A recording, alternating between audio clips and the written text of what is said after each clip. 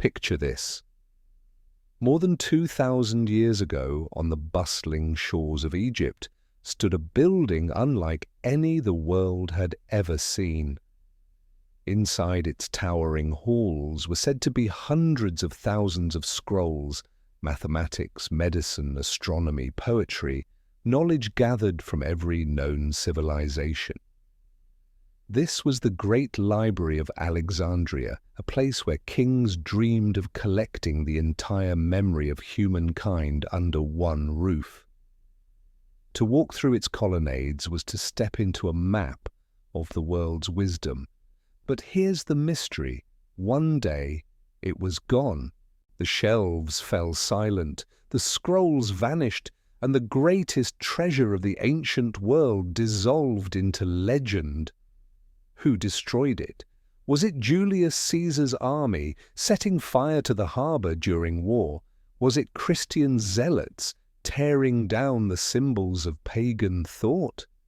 Or was it later conquerors quietly ordering its remains to be erased from history?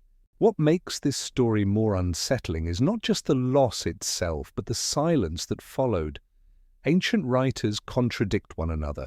Official accounts leave suspicious gaps. For centuries, whispers have suggested that this was not merely an accident of war or time, but a deliberate cover-up, a choice to let human knowledge disappear. Imagine what was lost: cures that might have changed medicine forever, maps that could have reshaped exploration, philosophies that might have rewritten how we see the universe. Every burned scroll was not just paper, but a voice silenced, a future altered. And because no one admits the whole truth, the destruction of Alexandria's library remains one of history's most haunting riddles. Tonight, we will trace that riddle.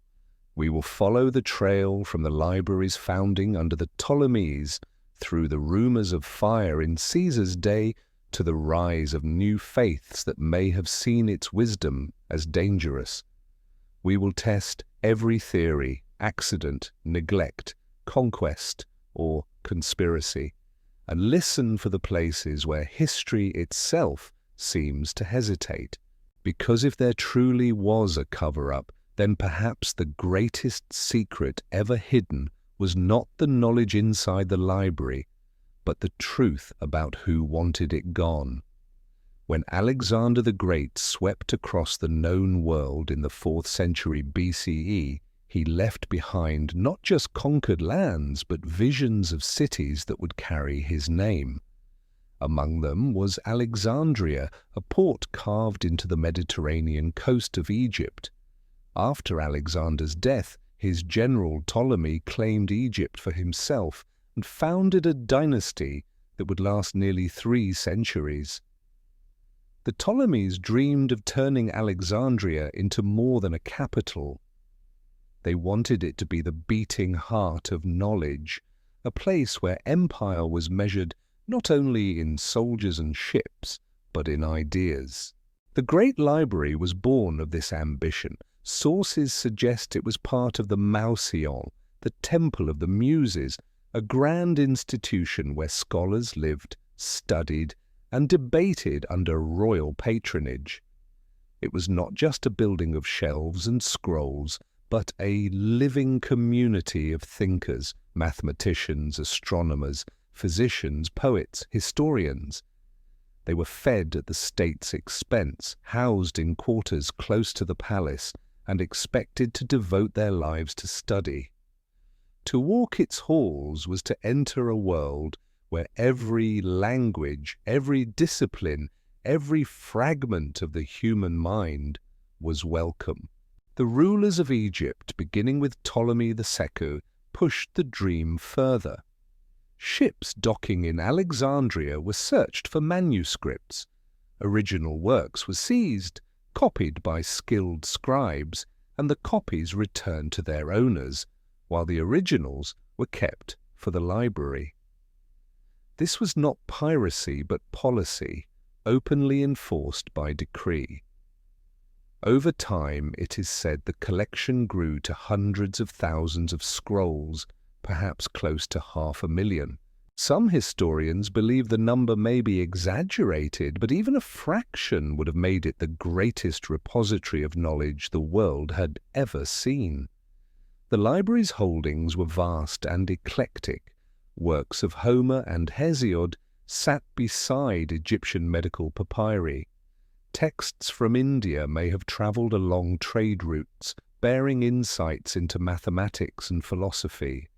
Babylonian astronomy, Hebrew scriptures, early histories from Asia Minor, all were said to find a place in Alexandria's halls.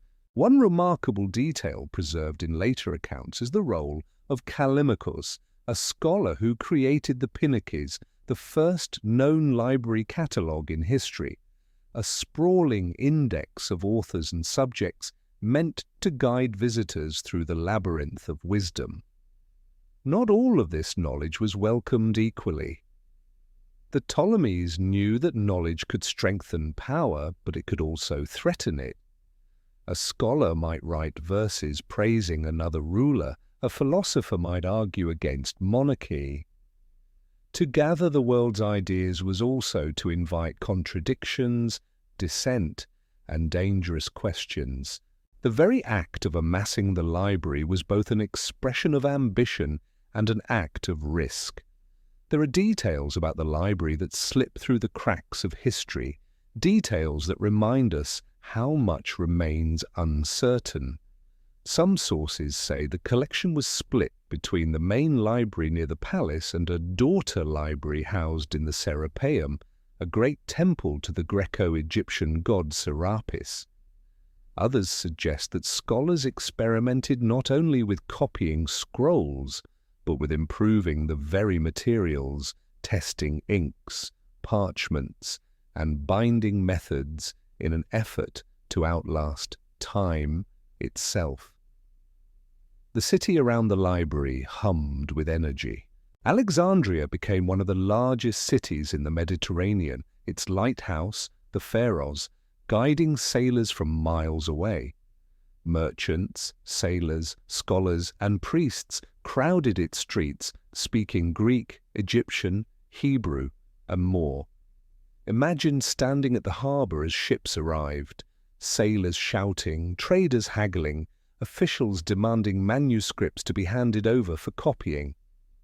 From the very beginning, Alexandria was not just a city of commerce, but a city of paper, ink, and ambition.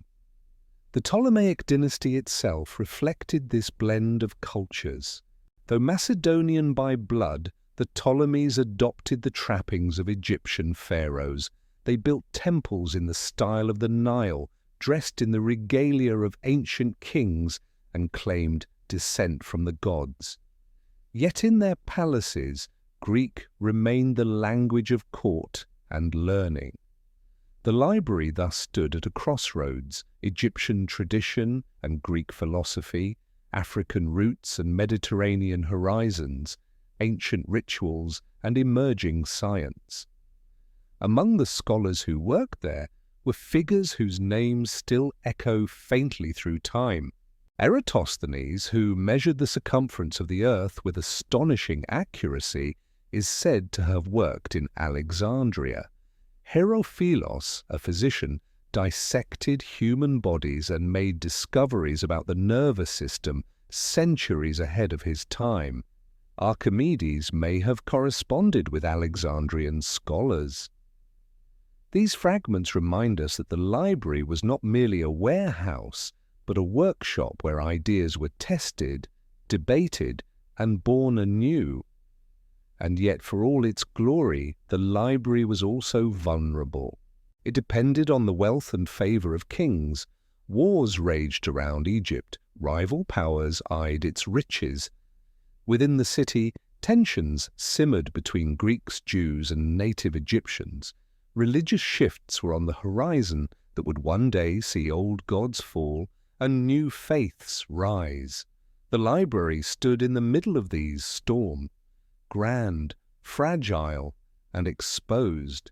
What happened to it remains uncertain. Was it consumed in a single blaze, reduced to ash in Caesar's time? Or did it decline slowly, piece by piece, undone by politics, religion, and neglect?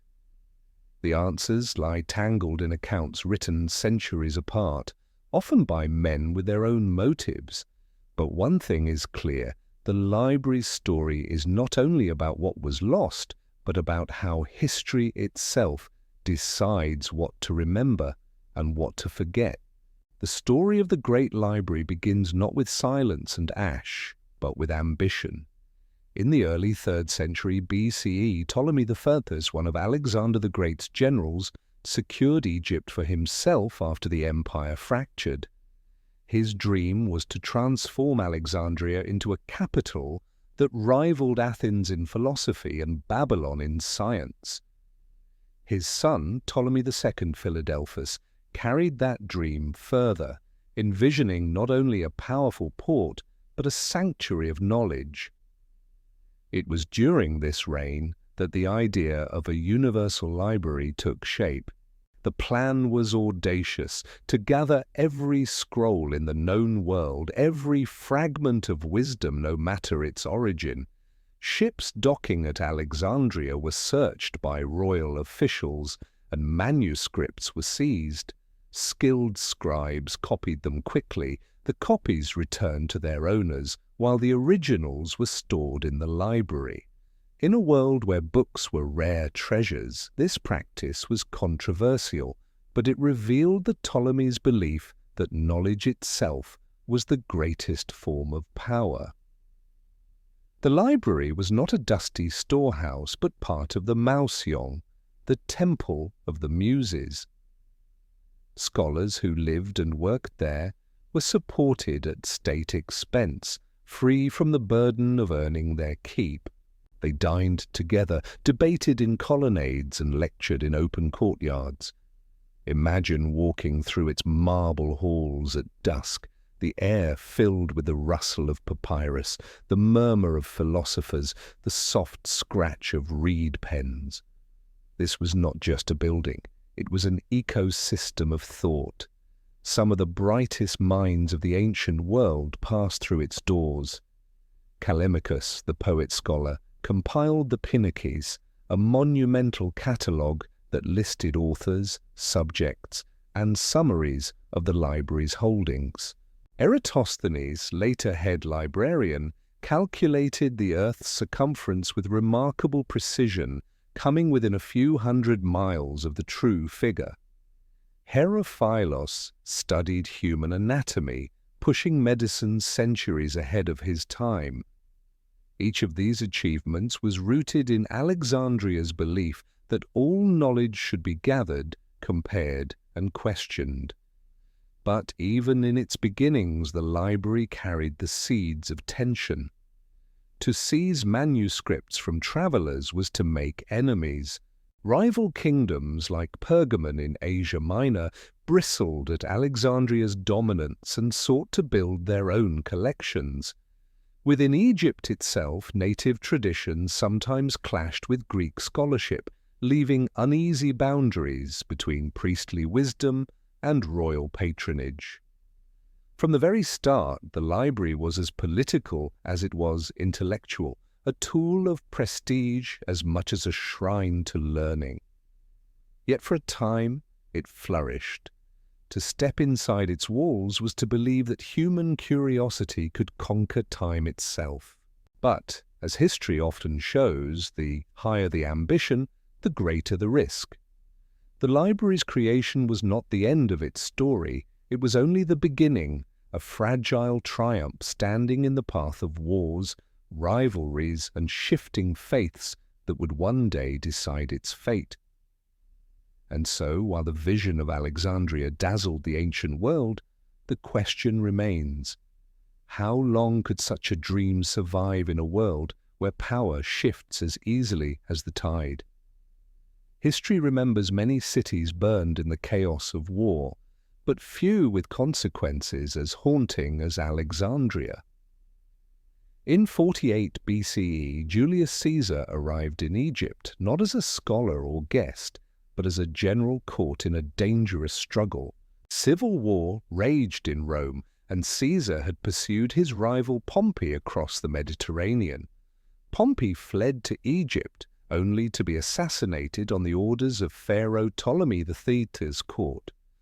When Caesar arrived instead of safety, he found himself entangled in a dynastic feud between the young pharaoh and his sister, the ambitious Cleopatra. The tension soon erupted into violence. Caesar, trapped in the royal quarter with his troops, set fire to the ships in Alexandria's harbour to block enemy forces. Ancient writers record what happened next. The flames leapt from vessel to vessel, consuming the wooden fleet. But the fire did not stop at the water's edge. Driven by wind, it spread toward the city, reaching warehouses, storehouses, and perhaps more.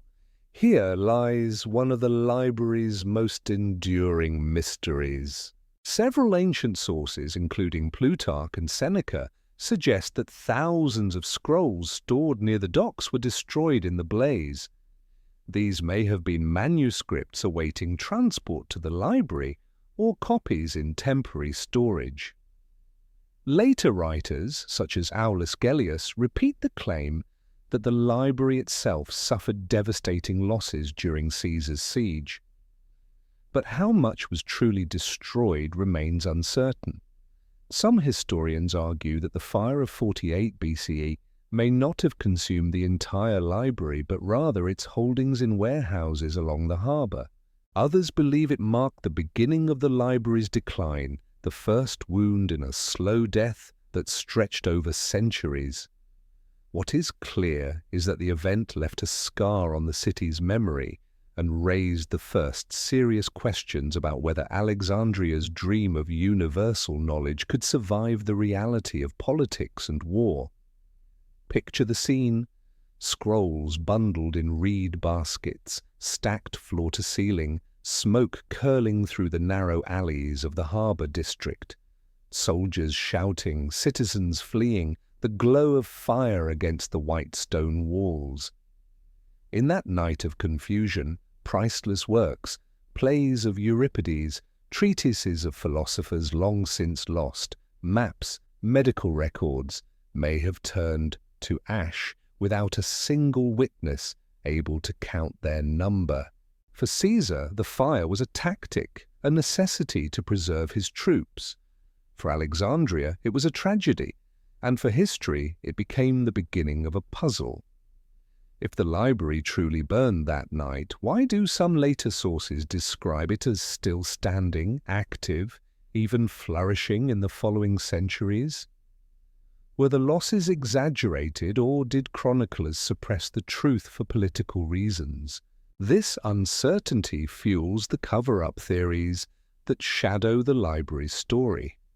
Perhaps officials downplayed the destruction to protect their reputations.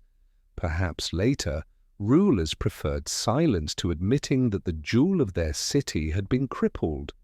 Or perhaps the truth was simpler, that the library was wounded but not destroyed, left limping into the centuries that followed, vulnerable to the next wave of faith and fire.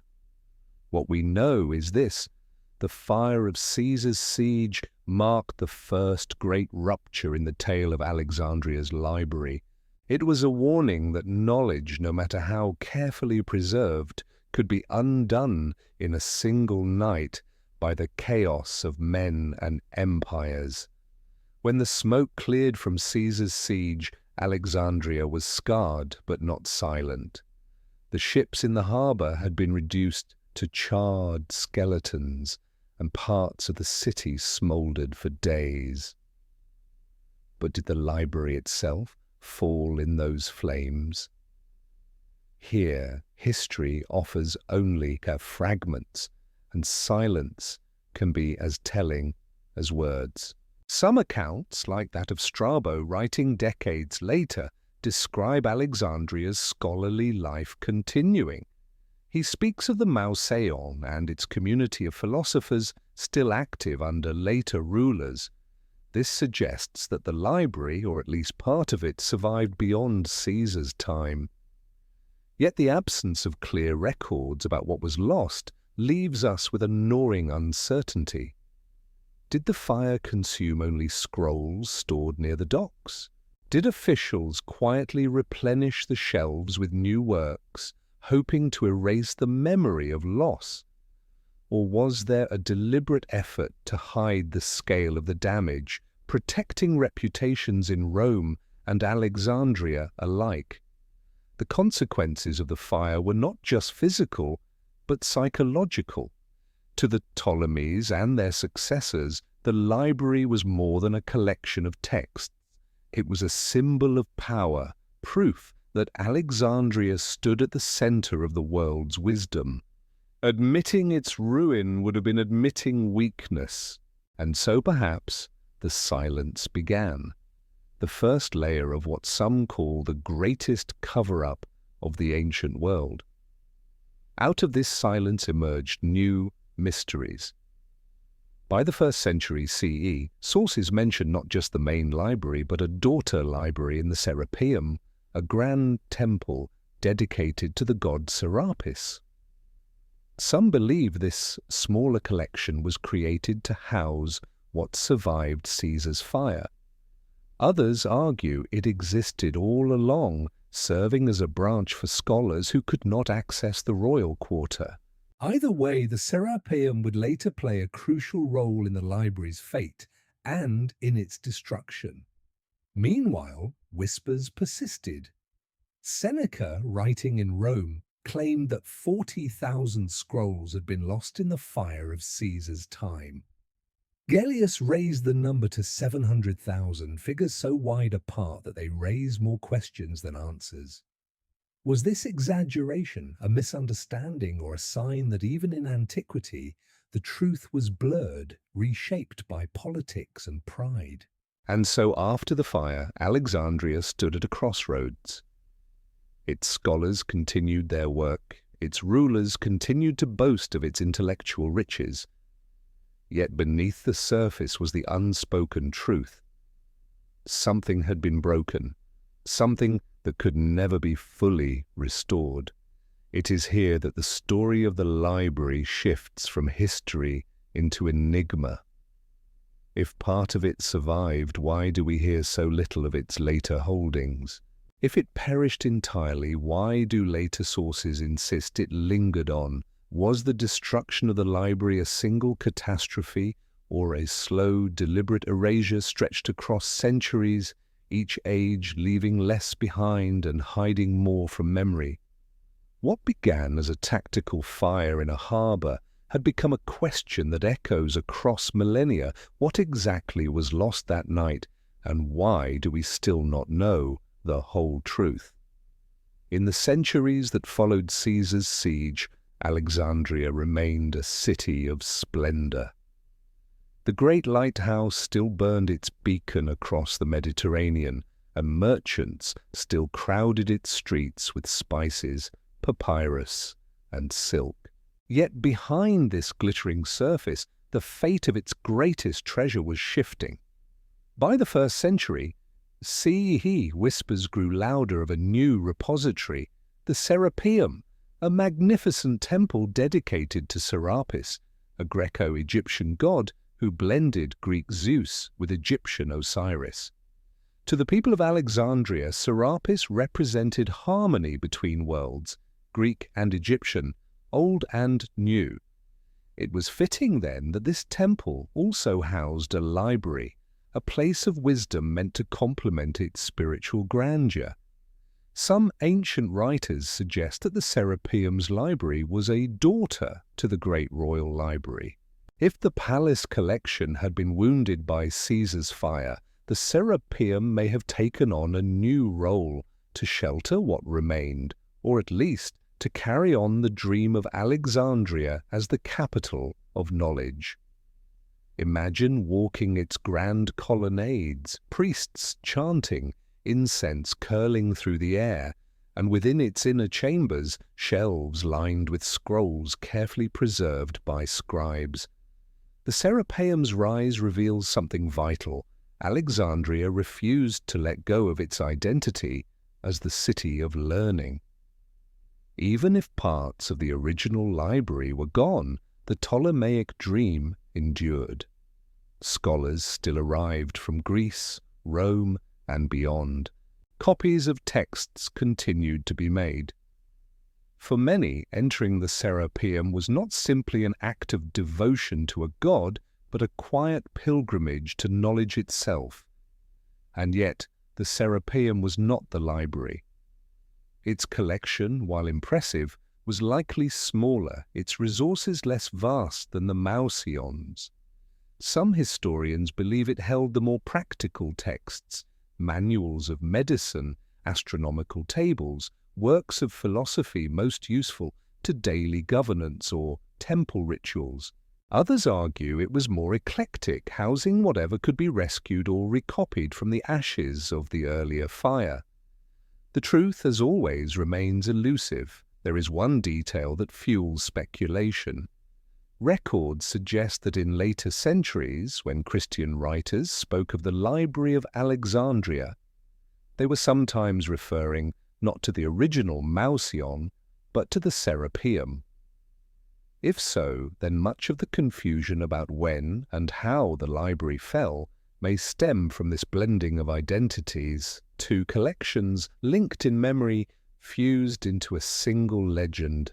This ambiguity is no accident. For rulers and priests alike, it was useful to maintain the illusion of continuity. To admit that the great library had been crippled or destroyed would be to admit defeat. To allow the Serapeum to shine as its successor was to claim that Alexandria's legacy of knowledge still endured, unbroken, eternal. But of course, no sanctuary, whether temple or library, can remain untouched by history's storms forever.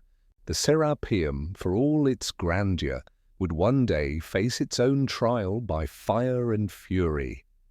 And in that trial, another layer of silence would fall upon Alexandria, leaving us to wonder whether knowledge was lost by accident or erased on purpose.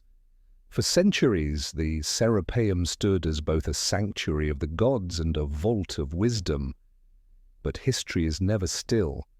By the 3rd and 4th centuries CE, Alexandria was no longer the same city that Ptolemy had built. The rhythms of empire had shifted. Rome ruled Egypt, and with Rome came new tides of faith that would change the city forever. Christianity, once a persecuted sect, began to rise in power. By the time of Emperor Constantine, it had moved from the shadows of secrecy into the light of imperial favor. Pagan temples, once the center of civic pride, grew vulnerable. And in Alexandria, home to priests of Serapis, philosophers of Greek tradition, and Jewish scholars of the Torah, tensions simmered dangerously. The Serapeum became more than a temple. It was a symbol of the old order, the blending of Greek and Egyptian gods, the continuity of traditions stretching back to pharaohs. To Christians, especially zealots eager to assert the strength of their new faith, this symbol was not harmless. It was a rival, and where symbols clash, so too do the people who guard them. Accounts from the 4th century describe Alexandria as a city divided. Christians and pagans fought in the streets. Riots broke out, sparked by insults, political grievances, or disputes over sacred ground. The Serapeum, with its towering columns and library rooms, became a fortress for the old religion. Pagan defenders barricaded themselves within, clinging not only to their god but to their scrolls, the last fragments of Alexandria's intellectual inheritance. In 391 CE, the conflict reached its breaking point. Emperor Theodosius I issued decrees banning pagan worship, effectively outlawing the old gods of Greece and Egypt. In Alexandria, the Christian patriarch Theophilus seized the moment. With imperial support, he ordered temples destroyed and idols broken. When the Christian mob marched to the Serapeum, they were not just toppling statues, they were dismantling centuries of memory. Here, history blurs again. Some writers describe the destruction of the Serapeum in vivid terms: statues shattered, altars overturned, scrolls scattered or burned. Others are more cautious, noting only that the temple was defiled and its defenders dispersed. Whether the library within was wholly destroyed, partially looted, or quietly hidden away, no one can say with certainty. What is undeniable is that the Serapeum as a living institution was finished, the last echo of the Library of Alexandria, whether fragment or illusion, had fallen silent. And yet questions linger. Was this truly the final destruction of the great library's legacy? Or had much already been lost in Caesar's flames centuries earlier, leaving the Serapeum only a shadow of its former self? Could some scrolls have survived, smuggled out, hidden in monasteries, or carried eastward along trade routes? The clash of faiths did more than topple a temple. It deepened the mystery, ensuring that future generations would inherit not answers, but questions. And perhaps that was the greatest cover-up of all. Not a deliberate conspiracy, but the slow erasure of memory under the weight of time, zeal, and silence. When the Serapeum fell in 391 CE, Alexandria lost more than a temple. It lost one of its last symbols of continuity, a bridge between the grandeur of the Ptolemies and the restless centuries that followed. To Christians who celebrated the triumph, it was the victory of the true faith over idols and illusions. But for scholars, philosophers, and those who valued the written word, it was something else entirely, a wound that time could never fully close. After the Serapeum's destruction, accounts of Alexandria's libraries grow dim. No chronicler offers a full inventory of what survived or perished. The silence itself is haunting. Did Christian authorities deliberately conceal what was lost to avoid charges of sacrilege? Or had the temple's collection already been so diminished by Caesar's fire, by neglect, by the passage of years, that there was little left to mourn? The absence of clarity fuels the enduring suspicion that more was hidden than revealed. Some traditions claim that surviving scrolls were quietly moved to other sites, perhaps to smaller temples, private collections, or even monasteries. Monks of the desert were known to preserve manuscripts, and later centuries would see Christian scribes copying Greek texts into Latin, keeping fragments of ancient wisdom alive. Could the fall of the Serapeum have been less a final obliteration and more a dispersal, scattering Alexandria's treasure across the Mediterranean world? But if that is true, why do we hear so little of these manuscripts afterward? Were they absorbed anonymously into other collections, their origins forgotten, or were they deliberately suppressed because their contents challenged the rising faith, offered rival cosmologies, or told histories uncomfortable to the victors? These questions deepen the aura of cover-up. The very vagueness of our sources suggests that someone, whether priest, emperor, or chronicler, chose silence over clarity. For Alexandria itself, the fall of the Serapeum marked a turning point. Once the intellectual capital of the ancient world, it gradually became a provincial city under the Roman and later Byzantine empires. The dream of gathering all human knowledge in one place had ended, replaced by the reality of shifting power and fractured memory. And yet even as the city's glory dimmed, the legend of its library began to shine brighter. Paradoxically, the less we knew, the more we longed to imagine. The consequences stretch beyond Alexandria. Later Islamic scholars, when they rose to prominence in Baghdad and Damascus, would hear whispers of the library's fate. Some accounts even accuse Caliph Umar of destroying what remained in the 7th century, a claim debated fiercely by historians today. Was this another layer of myth, or another veil covering inconvenient truths? Thus, the Serapeum's fall did not close the story of the library. It opened a new chapter of mystery, where absence itself became the most powerful evidence. We cannot know with certainty how much was lost, nor whether pieces of that wisdom still lie hidden in forgotten corners. But one truth emerges: the Library of Alexandria was not destroyed once, in a single cataclysm. It was undone layer by layer, century by century, until all that remained was legend, rumor, and the ache of what might have been.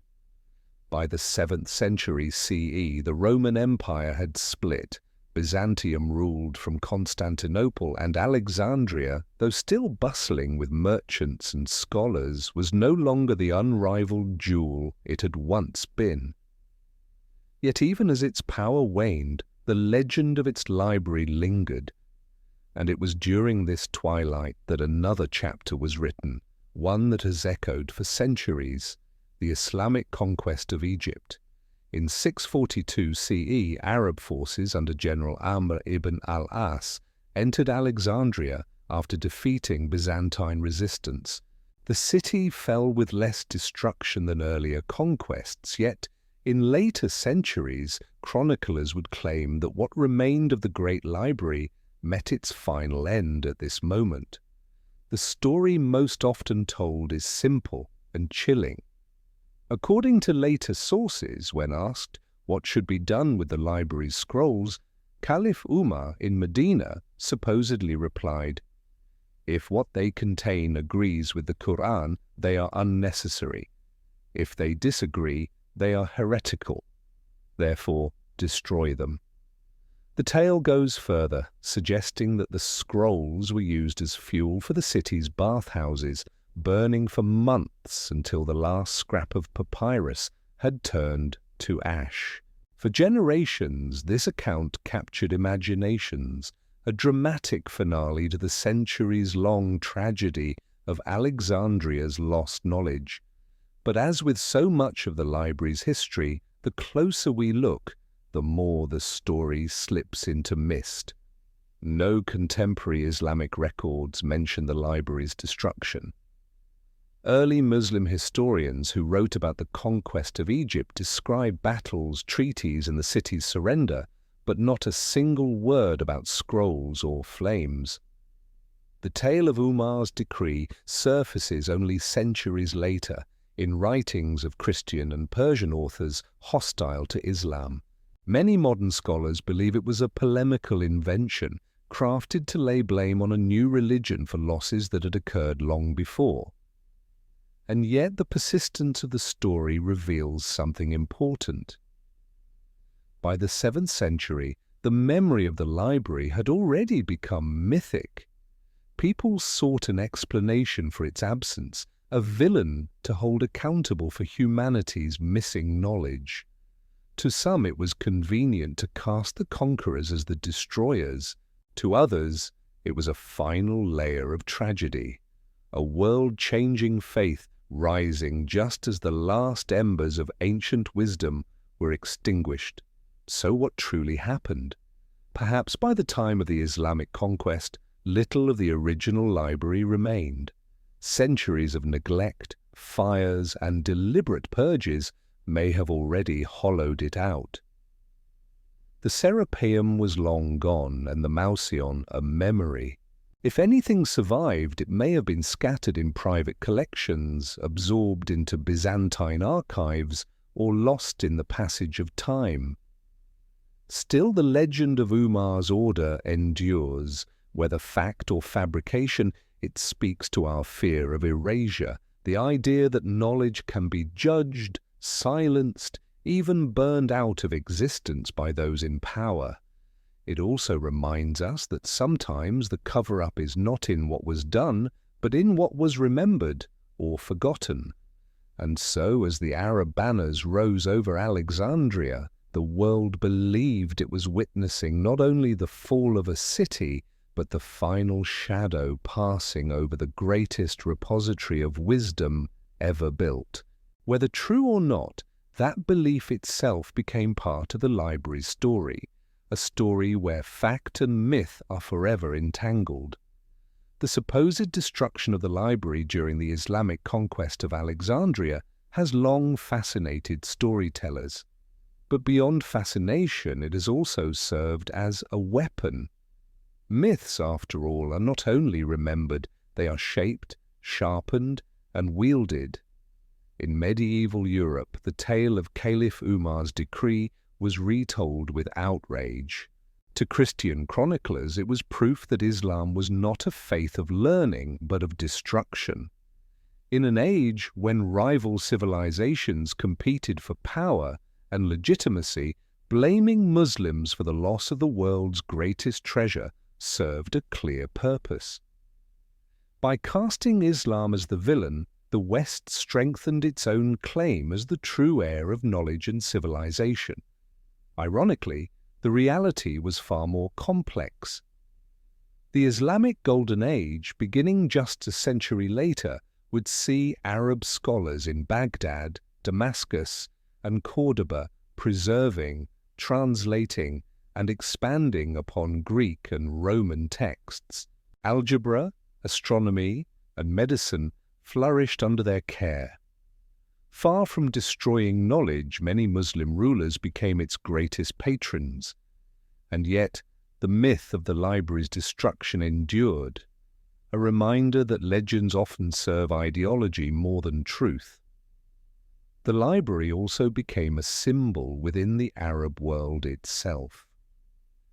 To some, the story of its supposed burning was a warning about neglect, that power and faith, when unchecked, can wipe away centuries of learning.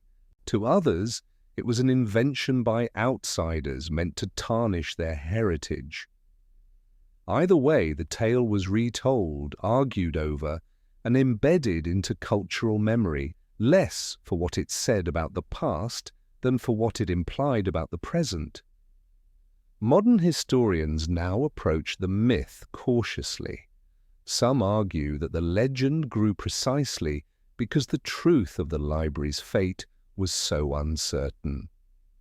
With no clear answers, later generations filled the void with stories that reflected their anxieties. In this sense, the cover-up may not have been deliberate censorship, but the slow rewriting of memory, each culture shaping the library's death to fit its narrative. And so the library became more than a building or a collection of scrolls. It became a metaphor. To Enlightenment thinkers in Europe, it symbolized the fragility of reason and the barbarity of ignorance. To Romantics, it represented paradise lost, the unreachable garden of wisdom destroyed by human folly. To modern audiences, it often stands for the tragedy of lost potential. Everything humanity might have known had the flames not consumed it. Consider how often the library appears in novels, films, or even casual conversation.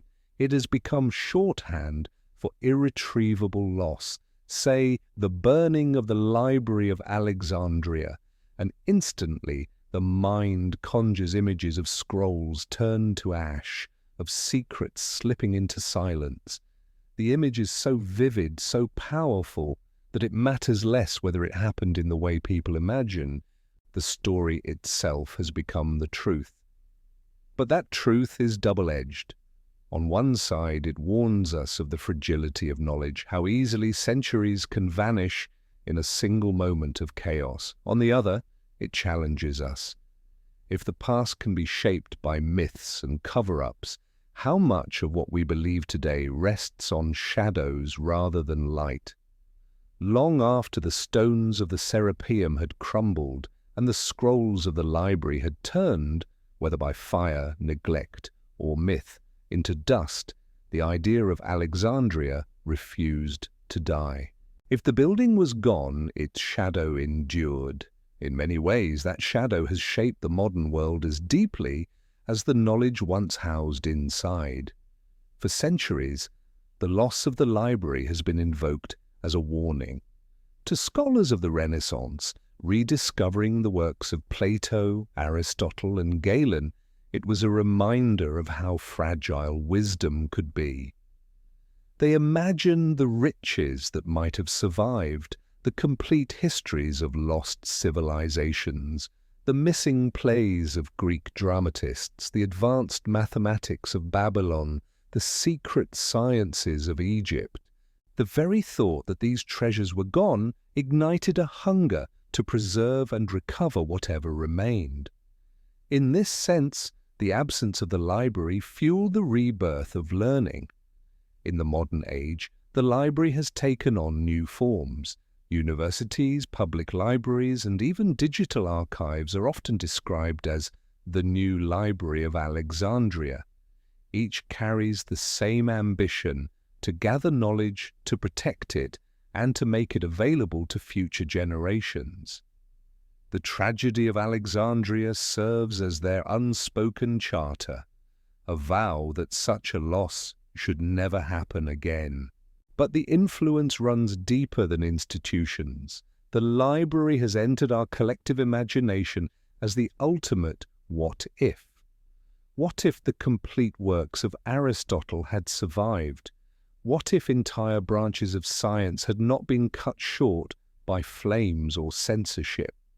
Would medicine, astronomy, and philosophy be centuries ahead of where they are today? These questions cannot be answered, but in their asking, they push us to value the knowledge we do possess and to recognize how much of our history is still unknown. The myth also speaks to something timeless, the struggle between memory and power. Who decides what is preserved? Who decides what is erased? The fate of the library reminds us that the guardians of knowledge are never neutral.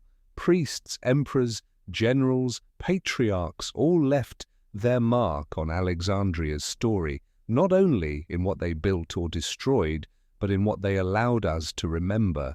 In this sense, the cover-up of the library is not a single act, but an ongoing process. The way history itself is written, revised, and sometimes distorted. And yet the library also inspires hope. Its legend tells us that even when knowledge is scattered, it can resurface in unexpected ways. Greek texts lost in Alexandria reappeared centuries later in Arabic translations, only to be carried back to Europe and ignite new discoveries. What vanished in one place re-emerged in another, proving that memory, like fire, can spread. Today, when we look at vast digital archives or the endless expanse of the internet, we see echoes of Alexandria. The dream has not died, it has simply changed form. And perhaps the greatest consequence of all is this: the library may have been lost, but its absence continues to teach us. It urges us to protect knowledge, to question the stories we inherit, and to imagine how much greater our world could be if only we remembered more. Close your eyes and imagine thousands upon thousands of scrolls stacked in cedar shelves, each one a fragile vessel of thought. Some contained the philosophies of Greece, others the astronomical tables of Babylon, the healing rituals of Egypt, the mathematical puzzles of India. In those dark corridors of papyrus and ink lay the voices of civilizations that no longer exist. Now imagine the silence that followed. Centuries later, as Europe entered the long stretch we call the Middle Ages, scholars searched in vain for the missing texts. Plays of Sophocles known only by name, mathematical works of Archimedes spoken of in whispers but lost to sight, histories of entire peoples, Carthage, the Etruscans, the Hittites, reduced to fragments because the shelves that once preserved them had been turned to smoke. It is here that the tragedy of the library strikes deepest, for while we may never know exactly what was lost, the very idea of loss gnaws at us. Humanity longs for completeness. We want to believe that if we could just recover those missing scrolls, we would understand ourselves better, our past, our origins, perhaps even our destiny. The library is not just about knowledge, it is about the ache of knowing how much we will never know. This longing has given the library a strange immortality. Writers across the centuries have painted it in colors of paradise, a garden of wisdom, a beacon in the dark. Jorge Luis Borges imagined it as an infinite labyrinth of books. Umberto Eco saw it as a forbidden place of secrets. Even in popular culture, from films to novels, the library returns again and again, haunting us with its promise. And yet, there is a gentleness in this grief. For to dream of the library is also to dream of what might still be possible. What if fragments still survive, tucked away in forgotten caves, buried beneath sand, or misfiled in some monastery's archive? The Dead Sea Scrolls, after all, lay hidden for 2,000 years before being discovered by chance. Who is to say that other scrolls, once touched by the light of Alexandria, do not still rest in silence, waiting? This hope keeps the legend alive. It turns the library from a tomb into a living ghost, always absent, always present. And in that way, its greatest power may not have been its scrolls at all, but the longing it planted in our imagination. For every generation since its loss has been inspired to protect, to preserve, to seek. In this sense, the emotional climax of the library's story is not destruction, but desire. A desire so strong it crosses centuries, a desire that whispers, perhaps we are closer to those ancient scholars than we think. They too gathered knowledge in fear of losing it. We too collect data, archive it, digitize it, hoping our own library will never fall. But the truth lingers. Fire, war, neglect, these threats never vanish. And so as we think of Alexandria, we are not only mourning what was lost, we are also reminded of our duty to guard what we have, so that our descendants do not look back at us with the same ache we feel when we whisper the name, the Library of Alexandria. By the time the last echoes of the library faded from Alexandria's streets, its reality had already begun to transform into legend. What once was a physical place of stone, cedar, and papyrus became something far more enduring, a symbol of what it means to be human. The legend of the library is not confined to scrolls or scholars. It has become a mirror reflecting our deepest hopes and fears. On one side, it embodies the greatness of human ambition, the dream of gathering all knowledge, of understanding the universe in its fullness. On the other, it warns of our frailty, the ease with which fire, neglect, or zeal can undo centuries of progress. This duality explains why the library haunts every era. To Enlightenment thinkers, it stood for the triumph of reason over superstition. To Romantics, it symbolized the beauty of loss, a monument to the fragility of all human endeavors. To modern scientists and technologists, it serves as both caution and inspiration, a reminder to safeguard data, archives, and discoveries, lest they vanish as easily as papyrus under flame. The transformation from place to symbol was gradual but decisive. Ancient chroniclers had spoken of Alexandria in practical terms, a hub of scrolls, a center for scholars. Medieval writers, however, spoke of it with awe, almost reverence, layering myth upon fact until the library was less a building than a mythic city of wisdom. In this way, the cover-up of its true fate became part of its symbolic power. For when certainty dies, imagination fills the void. Even today, the library resonates in unexpected ways. Museums are called new Alexandrias. Universities take pride in being heirs to its spirit. And in 2002, Egypt itself built the Bibliotheca Alexandrina, a modern library standing near the ancient harbour, designed as a living monument to the lost wonder. The glass and granite structure does not pretend to be the original reborn, but rather a declaration that the dream endures. But perhaps the most striking thing about the library's symbolic power is how personal it feels. Each time we speak of it, we are not only mourning a loss, we are confessing something about ourselves. We confess our hunger for knowledge, our fear of ignorance, our desire to be remembered. To dream of the library is to dream of being more than fleeting. This is why the Library of Alexandria remains one of the greatest cover-ups in history, not because someone deliberately erased it, but because time itself did, and we are left to reconstruct its story from fragments, silence, and longing. The cover-up lies in the fog between fact and myth, a fog we cannot clear, but through which we glimpse who we are. And so in becoming a symbol, the library transcended its destruction. Its scrolls may be gone, but its memory endures in us.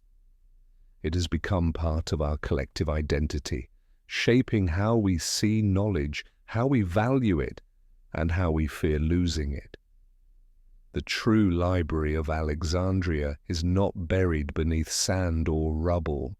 It lives in the stories we tell, and in the questions we still ask when we close our eyes and imagine what might have been. When the flames of Alexandria faded into legend, humanity faced a choice: to mourn endlessly what was gone, or to carry its dream into the future. Against all odds, we chose the latter. The loss of the library did not extinguish our hunger for knowledge, it sharpened it. In medieval monasteries, monks bent over fragile parchment, copying texts by hand through cold winters and dim candlelight. They preserved fragments of Aristotle, Euclid, Galen, works that might have vanished entirely had they not believed, consciously or not, that they were guarding the embers of Alexandria. Every stroke of the quill was a quiet defiance of forgetting. Later, in the Arab world, rulers of Baghdad built the House of Wisdom, a dazzling echo of what Alexandria might have been. There, scholars translated Greek philosophy into Arabic, expanded upon it with their own discoveries, and passed it onward to Europe centuries later. Algebra, optics, medicine, astronomy, fields that might have died in silence instead, leapt forward because someone, somewhere, remembered the old dream. The Renaissance rekindled that flame once more. Humanists scoured monasteries for lost manuscripts, rejoiced at every rediscovery, and imagined themselves heirs of a broken chain stretching back to the Ptolemies. The invention of the printing press spread these works beyond cloisters and courts, scattering seeds of knowledge into the hands of ordinary people. The library had been lost, yes, but its spirit was alive in every book that survived. And today the dream takes new forms. The vast shelves of national libraries, the quiet stacks of universities, the infinite expanse of digital archives, all are heirs to Alexandria. Each strives to do what the Ptolemies once attempted, to gather, preserve, and share the totality of human thought. Where the ancient library relied on fragile papyrus, we now rely on silicon chips and cloud servers. Yet the goal is the same, to guard against the darkness of forgetting. It is tempting to see this as triumph, proof that humanity can overcome loss. But it is also a reminder. Knowledge is never safe forever. Wars still burn archives, neglect still rots paper. Even in the digital age, data can be erased, corrupted, or silenced. Alexandria teaches us that we must not take preservation for granted. The library's absence whispers, "Protect what you have, or it too may vanish." And so, in the aftermath of its fall, humanity made a vow, sometimes silent, sometimes spoken, that the tragedy would not be repeated. The vow echoes in every archive built, every manuscript saved, every book digitized. It is not enough to regret what was lost. We must ensure that future generations inherit more than ashes. This is the true legacy of Alexandria. Not only the scrolls it once contained, but the determination it inspired in all who came after. The dream of a universal library did not die with its stones. It walks beside us still, urging us to build, to preserve, to remember. And in that sense, the greatest cover-up of all may be that the library was never entirely lost. Its spirit survived in us. The fall of the Library of Alexandria was not simply a local tragedy. Its shadow has stretched across centuries, shaping the way culture, science, and even philosophy evolved. What was lost determined not only what we know, but also what we do not, and that absence has quietly guided human history. Consider medicine. Ancient texts tell us that physicians of Egypt, Greece, and India had compiled extensive studies of anatomy, herbal remedies, and surgical techniques. Imagine if those scrolls had survived in their entirety. Could cures for diseases have been discovered centuries earlier? Might the horrors of plague, smallpox, or cholera have been eased long before modern medicine emerged? We cannot know for certain, but the possibility lingers like a ghost. The gaps in our knowledge today are shaped in part by that long-ago silence. The same is true for astronomy. Ancient Babylonians tracked the heavens with extraordinary precision, and Greek thinkers like Aristarchus had proposed heliocentrism long before Copernicus. What if their works had been preserved, debated, and expanded upon without interruption? Could humanity have reached the stars sooner, navigating not by speculation, but by centuries of continuous study? The dream of Alexandria whispers, yes, perhaps. Even philosophy bears its scars. Of the estimated 120 plays written by Sophocles, only 7 survive. Of Aristotle's dialogues, almost nothing remains. What thoughts, what visions of ethics, politics, and existence were lost to the flames or scattered into oblivion? The missing voices have shaped the very contours of Western thought, leaving us with an incomplete map of our own intellectual heritage. But the impact is not only about what was lost, it is also about what was imagined. The absence of the library has given rise to centuries of speculation, inspiring artists, poets, and scientists alike. The Romantics mourned it as paradise lost. Enlightenment philosophers used it as a rallying cry for reason and preservation. In our own time, it fuels stories, films, and novels that portray it as a place of infinite wisdom, a symbol of what humanity might still strive to build. This cultural memory acts as both caution and inspiration. Caution because it reminds us how fragile knowledge can be. Inspiration because it proves that even in absence, the idea of knowledge can ignite passion. The library's shadow shaped the founding of great universities, national libraries, and eventually vast digital repositories. Each carries a trace of Alexandria in its DNA. In this way, the long-term impact of the library is paradoxical. By losing so much, we learn to value what remained all the more.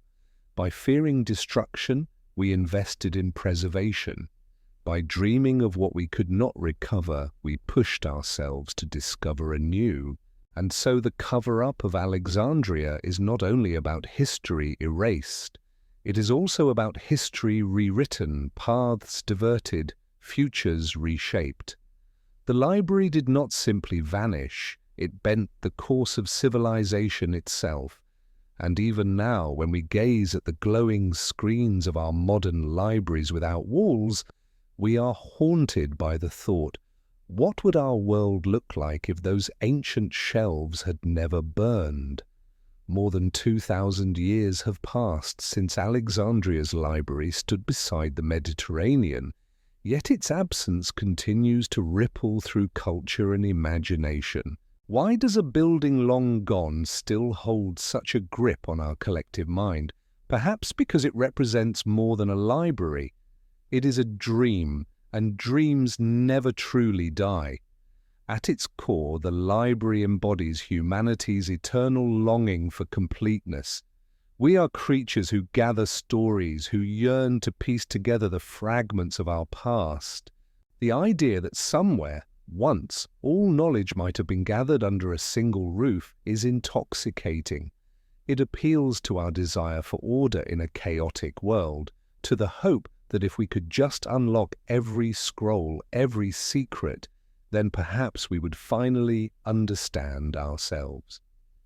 Writers and artists have long tapped into this longing. Borges envisioned a universe-sized library, an endless labyrinth of shelves containing every possible book. Ray Bradbury's tales of book burning carried echoes of Alexandria's loss. Even in cinema, the library returns as a place of wonder and mystery, sometimes hidden beneath desert sands, sometimes preserved in secret halls of fantasy worlds. Each retelling is less about what was and more about what could be. The power of the library as a cultural symbol lies in its ambiguity. Because we do not know exactly how it ended, or even precisely what it contained, our imagination fills the void. To some, it is a symbol of paradise lost. To others, it is a cautionary tale about censorship, fanaticism, or neglect. To still others, it is proof that knowledge is fragile, always at risk of being erased. Its vagueness is its strength. The less we know, the more we dream. And so the library has become a touchstone across generations. Enlightenment thinkers invoked it as a reason to preserve knowledge. Romantic poets mourned it as a metaphor for human fragility. Modern scientists invoke it as a warning against the dangers of data loss, while futurists dream of rebuilding it in digital form. In each case, the library is less a place than a mirror, reflecting back the anxieties and aspirations of the age that remembers it. But perhaps the library haunts us most because it reminds us of mortality. Just as people pass into memory, so too can civilizations. The fire of Alexandria is not only about scrolls, it is about impermanence itself. To think of the library is to confront the uncomfortable truth that nothing we build is eternal. Not our books, not our cities, not even our memories, unless we fight to preserve them. And yet, in this haunting, there is also comfort. The library's story shows that even when knowledge is scattered or destroyed, its essence can endure in whispers, translations, fragments. It tells us that while perfection may be out of reach, continuity is not. Like the embers of a fire carried on the wind, pieces of the library survive in us, in the questions we ask, in the stories we tell, in the dreams we chase. This is why Alexandria never fades. Not because its shelves remain, but because its ghost still walks beside us. It lingers as a reminder, a warning, and an invitation to remember, to preserve, and above all, to imagine. For all the debates, myths, and reconstructions, one truth remains. We do not know the full story of the Library of Alexandria, and in that uncertainty lies its greatest power. The unanswered questions keep the legend alive, inviting us to wonder, what if? What if hidden caches of scrolls survive the centuries? We know that knowledge thought long lost has reappeared before. The Dead Sea Scrolls emerged from desert caves after 2 millennia. Ancient Greek plays resurfaced in dusty Byzantine manuscripts. Even now, archaeologists occasionally uncover papyri in the sands of Egypt, fragments that had lain undisturbed since antiquity. Could some of Alexandria's treasures still rest in hidden vaults waiting for discovery? There are whispers of such finds. In 1895, excavations at Oxyrhynchus unearthed hundreds of thousands of papyrus fragments, revealing lost works of poetry, philosophy, and everyday life. If such wonders could survive in a provincial dump, who is to say what might remain beneath the harbour of Alexandria, or deep within forgotten storerooms of monasteries? Some scholars believe that scrolls once housed in the library were carried away, traded, or copied before its decline. Perhaps pieces of its spirit survive, scattered like seeds across continents. And what about the knowledge itself? What might we have known had it endured? Legends speak of inventions centuries ahead of their time, steam engines, mechanical devices, even theories of heliocentrism.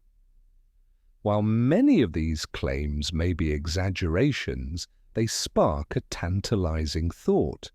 How different would our world look if humanity had never lost its earliest momentum? Would medicine have conquered disease earlier? Would voyages to the stars already be reality, not dream? The unanswered questions also reach into philosophy. What ideas of ethics, politics, or spirituality might we be missing? Could forgotten thinkers have offered wisdom that might guide our fractured modern age? Could entire civilizations, known only by name, be better understood if their stories had survived on those scrolls? The library is not just about what was, it is about what might have been and perhaps still could be. Even the question of responsibility remains unresolved. Was the library destroyed once or many times? Was it a single blaze or a long erosion? Were Caesar, Theophilus, or Caliph Umar to blame? Or was it simply the slow, inevitable decay of human neglect? Each theory holds a grain of truth, but none answers fully. And so the story remains suspended, its mystery as enduring as its memory. This uncertainty is not a weakness. It is the very reason the library continues to fascinate. We are drawn to mysteries not for their answers, but for their questions.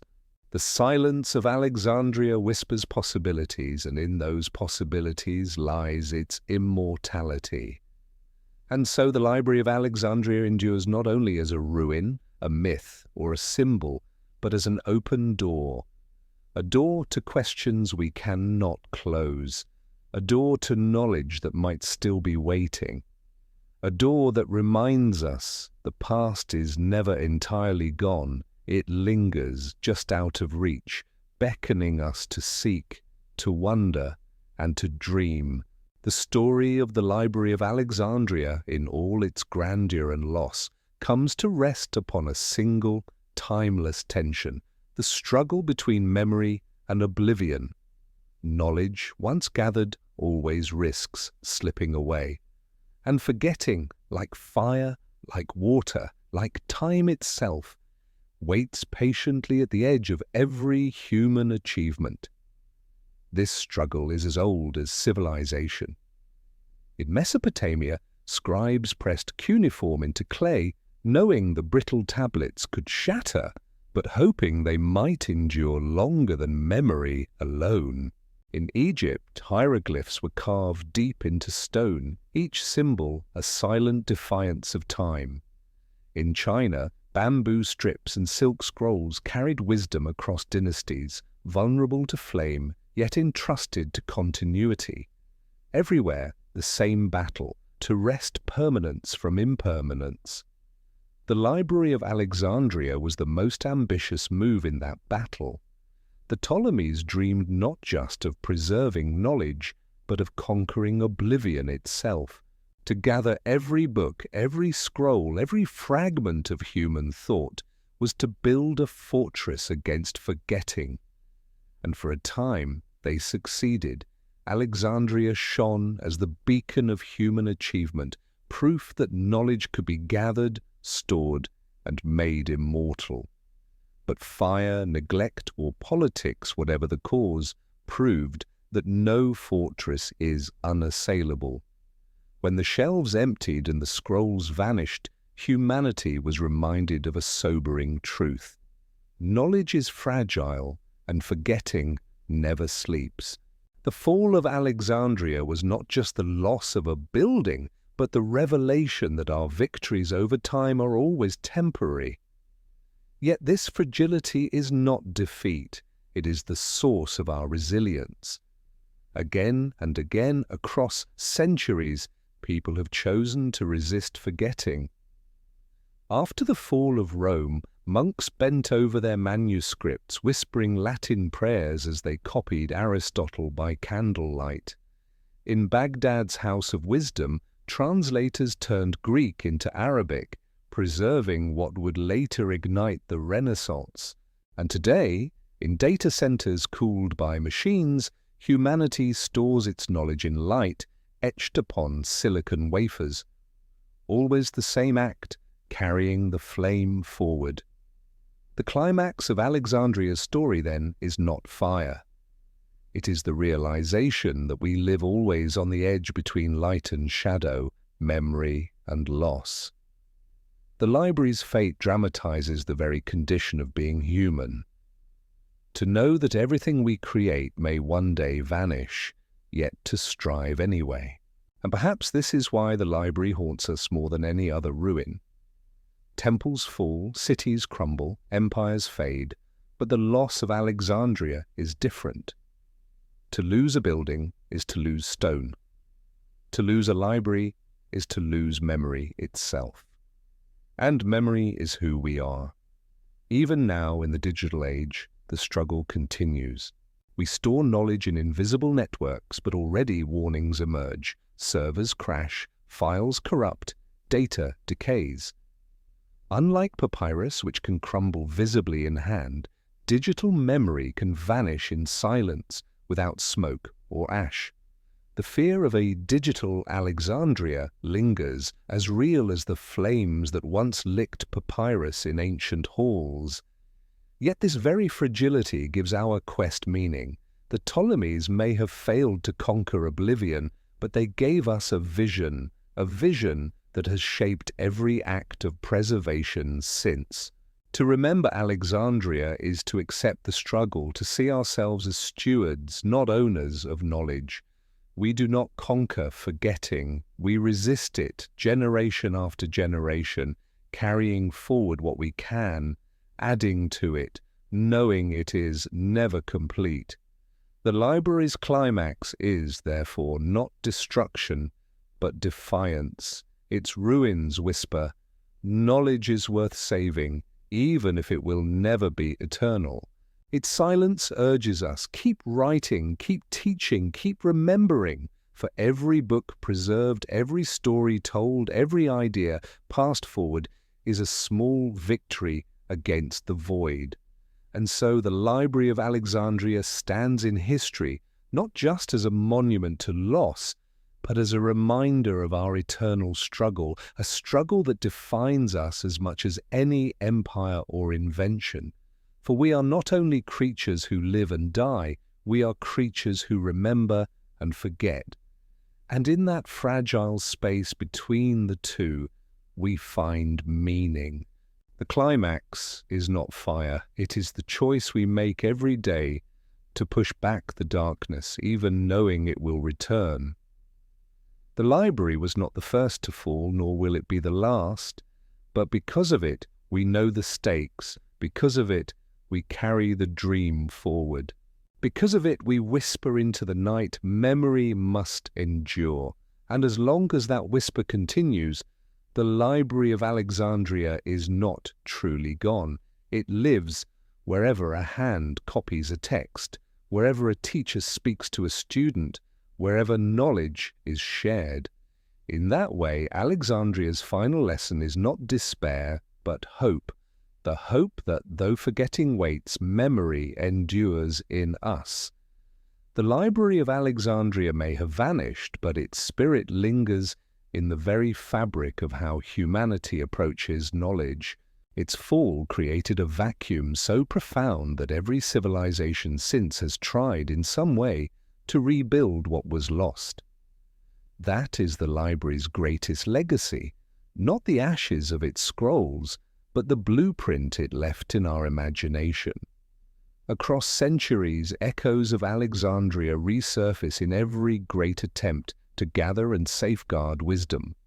When the House of Wisdom rose in Baghdad during the 9th century, its halls brimmed with translations of Greek, Persian, Indian, and Chinese texts. It became, for a time, the intellectual heart of the world. Scholars such as Al-Khwarizmi and Ibn Sina advanced mathematics, medicine, and philosophy, not simply preserving the past, but extending it. The spirit of Alexandria pulsed there, a reminder that knowledge is most alive when it crosses borders. In Europe, the Renaissance was fueled by a similar vision. Thinkers searched monasteries for long-forgotten manuscripts, desperate to recover fragments of antiquity.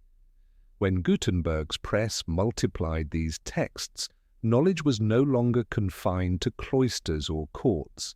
It spread like fire, not of destruction, but of awakening. This too was Alexandria reborn, transformed for a new age. And in our own time, the digital revolution represents the boldest echo yet.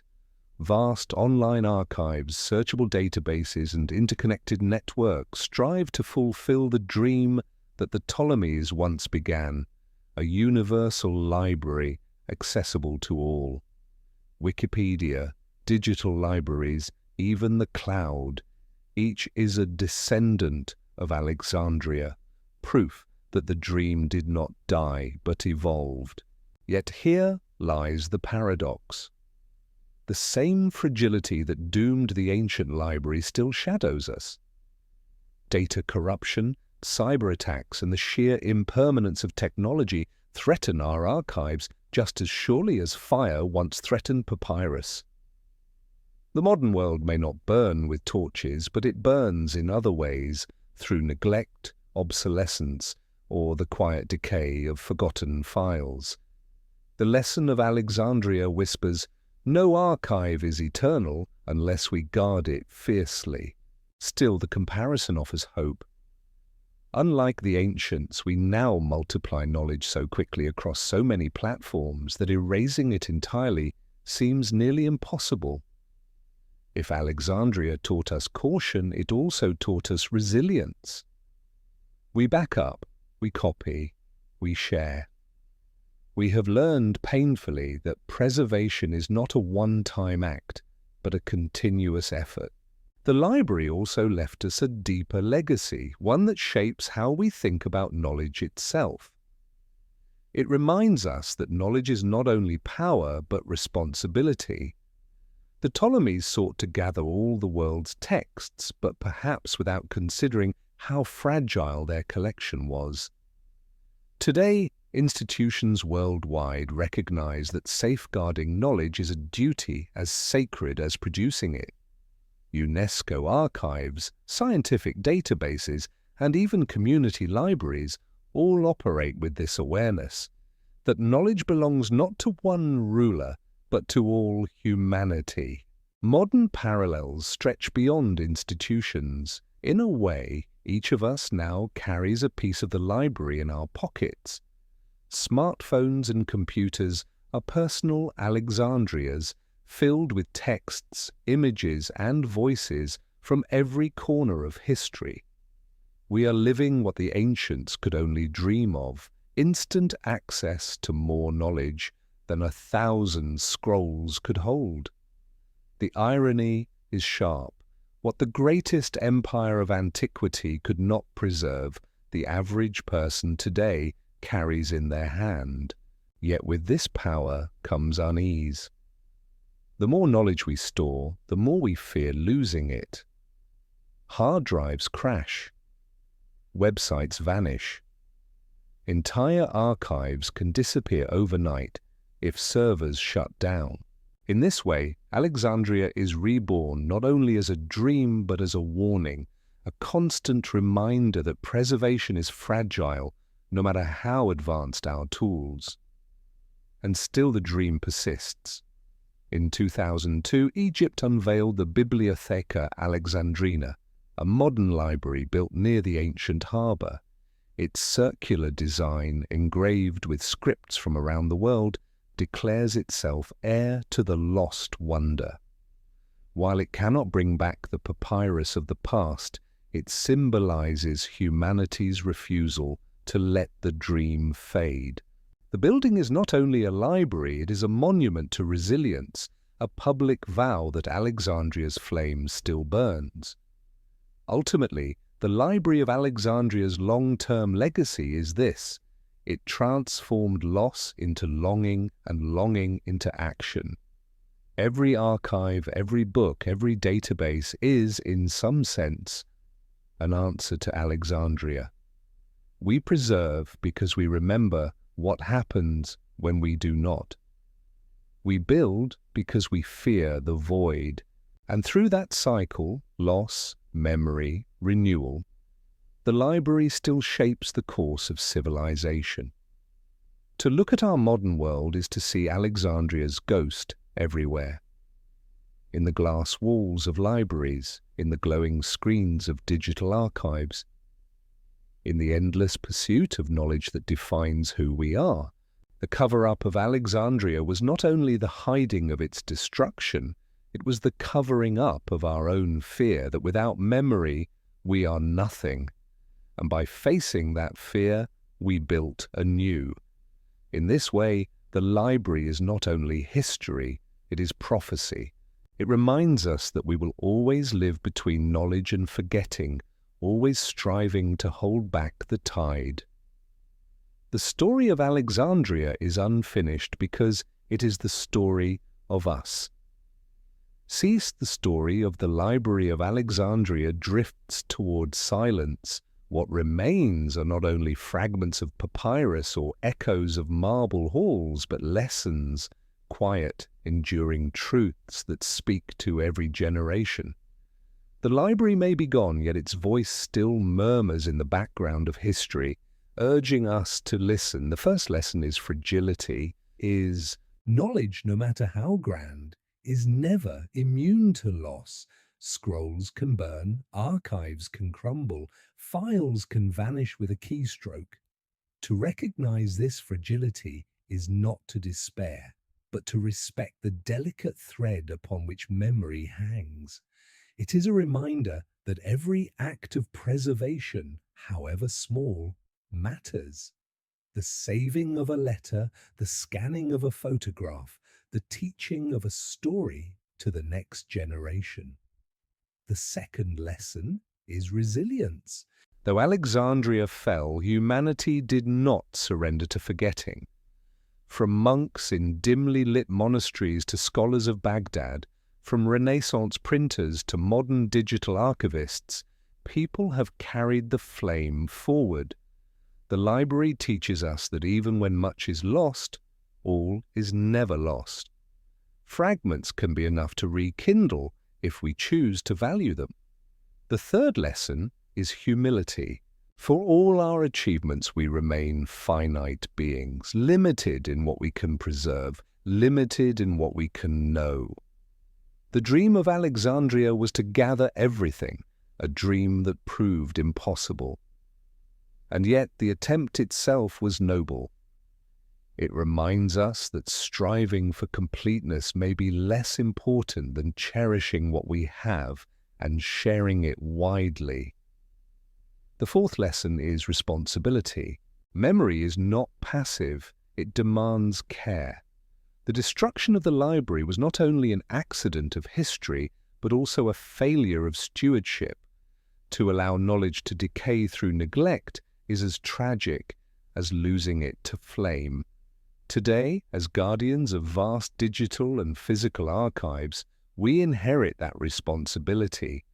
Each of us is a librarian of sorts, curators of our own memories and the collective memory of humanity. Finally, there is the lesson of hope. The library is often remembered as a story of loss, but it is equally a story of inspiration. Its very absence has pushed humanity to build again, to dream larger, to imagine libraries without borders. The tragedy of Alexandria planted a seed, a determination that knowledge should not only be preserved, but made accessible to all. Without its fall, perhaps we would not have yearned so strongly for what we now attempt to build. And so as night deepens and the story fades, we are left with a paradox. The Library of Alexandria was lost, yet in losing it, we gained a vision of what knowledge could mean. It became more than stone and scrolls. It became a symbol, a guidepost, a reminder. Its silence speaks louder than its shelves ever could. For the listener drifting into rest, these lessons are not demands, but gentle invitations. To see knowledge as fragile and therefore precious, to see memory as a gift and therefore worth preserving, to see history not as a closed book, but as a living story that we carry forward. The library may never rise again in its original form, but in every archive built, in every library visited, in every story told by a parent to a child, a piece of it returns. Perhaps that is the greatest lesson of all, that nothing truly vanishes so long as we remember. And so, as we close the tale of Alexandria tonight, let us hold its memory softly, like a flame in cupped hands. Fragile, yet enduring, lost, yet alive. A story of endings, but also of beginnings. The destruction of the Library of Alexandria was not a single night's tragedy, but a wound whose ache has carried across centuries. Its consequences ripple outward, shaping not only what humanity remembers, but also what it cannot.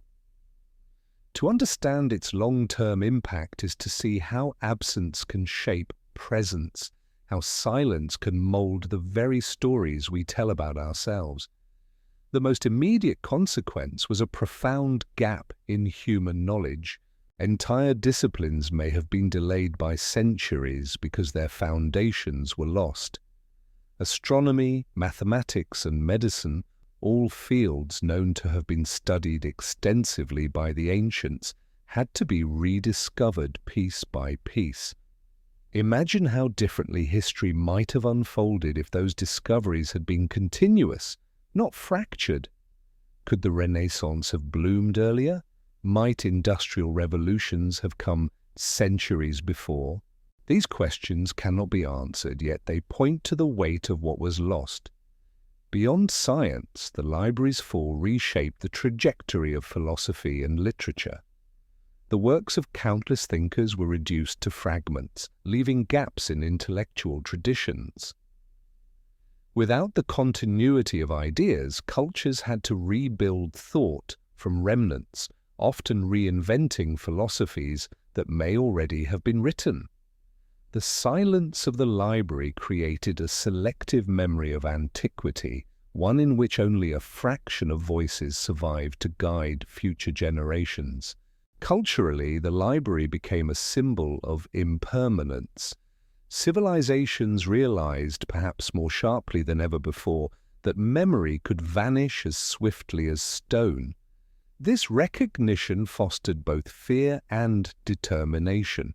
Fear that no achievement was truly secure.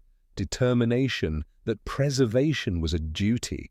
From monasteries in medieval Europe to great archives in China and the Islamic world, Alexandria's loss became a cautionary tale, urging humanity to guard what it held dear. Another consequence lies in the realm of politics and power. The library's fall has been told and retold in different forms, often with blame assigned. Caesar's fire, Christian zeal, Islamic conquest. Each version has been wielded as a narrative tool, shaping how societies understood themselves and their rivals. Thus, the library became not only a historical event, but also a political myth, invoked to critique, to justify, or to inspire. Its ambiguity allowed it to serve many purposes, ensuring its story remained alive in cultural memory. In the modern era, the library's loss continues to influence how we design and dream of new libraries.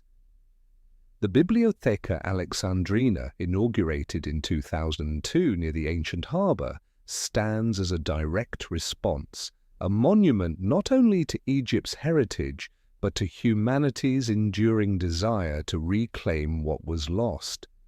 With its walls etched in scripts from across the globe, it declares that the dream of universal knowledge did not perish in flames. The greatest long-term impact, however, may be psychological. The library's absence instills in us a subtle awareness of how much we do not know. It reminds us that history is not a complete record, but a mosaic with missing tiles. For some, this is unsettling. For others, it is inspiring. The mystery of Alexandria pushes us to search, to question, to imagine what lies beyond the edges of our knowledge. In this way, the library, though gone, continues to guide us forward. In the digital age, this lesson is more urgent than ever. Vast stores of knowledge rest on fragile infrastructures, servers, satellites, codes of encryption. Alexandria's ghost whispers in our ears, do not assume permanence. Just as papyrus crumbled, so too can hard drives fail. Just as scrolls burned, so too can networks collapse. The past warns us that preservation requires vigilance, not complacency. And yet there is comfort in the paradox. Though much was lost, the story of the library itself has become one of the most powerful preservers of memory. Its very destruction ensures it will never be forgotten. People continue to speak of it, to write of it, to imagine it. In that sense, the library lives on, not in its shelves, but in the longing it inspires. Thus, the long-term consequence of Alexandria is not only absence but presence, not only silence but echo. It has become less a ruin of the past and more a compass for the future. Each generation hearing its story is reminded of the fragility of memory and the beauty of striving to preserve it. And so the story of the Library of Alexandria drifts to a close. We have walked its marble halls in our imagination, seen the shelves rise higher than the eye could follow, and felt the weight of scrolls whispering with the voices of countless civilizations. We have mourned its loss, wondered at its mysteries, and traced its echoes into our own age. Yet what lingers most is not despair, but a gentle understanding that knowledge is fragile, yes, but it is also enduring. Though papyrus turned to ash, the dream it carried survived. Though shelves emptied, the longing to preserve wisdom never faded. In every library we build, in every book we open, in every memory we share, a piece of Alexandria breathes again. Perhaps this is the library's quietest lesson, that even when we lose, we do not lose everything. The flame of memory can flicker, but it is never entirely extinguished. It passes from hand to hand, from age to age, finding new forms, new voices, new ways to endure. The Library of Alexandria, once reduced to silence, now speaks louder than ever, not through its scrolls, but through the longing it planted in us. And so, as you lie here, listening to the last words of this tale, you may feel a kind of peace. The library's fate mirrors our own lives, fragile, fleeting, yet meaningful. We cannot preserve everything, but we can preserve enough. We cannot remember all, but we can remember what matters. And in doing so, we honor both the past and ourselves. Tonight, let the thought of Alexandria be like a candle in the dark, not fierce, but steady, glowing softly. Let it remind you that loss and hope walk side by side, and that even in endings there are beginnings. So close your eyes now and drift into rest. Let the whispers of history fade into dreams. For though the library may be gone, its story remains, and in your dreams perhaps its doors will open once more. Good night.